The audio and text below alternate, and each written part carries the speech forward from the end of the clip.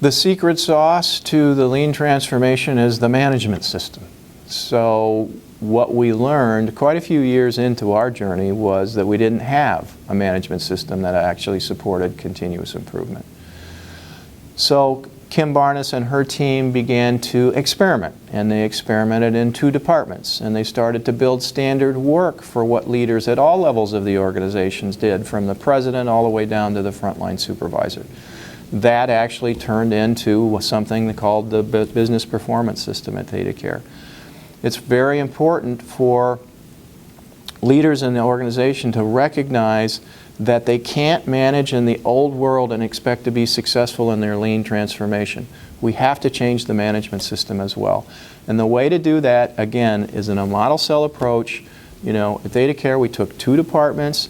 We went deep into both of those departments, all the way from the CEO down to the supervisor, and all of the different pieces of standard work that were required at every level. We tested that for several months, and then we began to spread it across the organization. So this is no different than any other thing that we would do in Lean. We think about it from small tests of change. Let's go into one area, go inch wide, mile deep, begin to build that leader standard work, test it, study, adjust, and once we're convinced that we're now actually delivering better results because our management system is supporting the continuous improvement, we can spread that across the organization to other departments. The management system can be experimented in anywhere in the organization. Doesn't matter. I think that the key is to experiment in only just a very few places. You need to build your standard work for your organization, so you don't all of a sudden turn a light switch on and tell every one of your managers, now we have a different management system. I mean, I can guarantee you they're just all going to run out the door.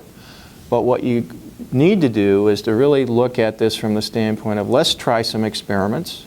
If you want to do it with the manager of the emergency room, fine. If you want to do it with the manager of home care, fine. But it has to be from all levels of the organization. It has to be, what is the president of the hospital's role in this? What is the vice president's role? What is the manager's role? What is the supervisor's role? Each role has to be clearly defined, standard work for every role, and then it has to be tested in the real work. So now we're actually going to run some experiments in the real work to determine whether the standard work that we've created for each level of management is actually the right standard or not. If not, we go back, study and adjust, and we keep working on it until we have developed our system, which then we spread to other departments.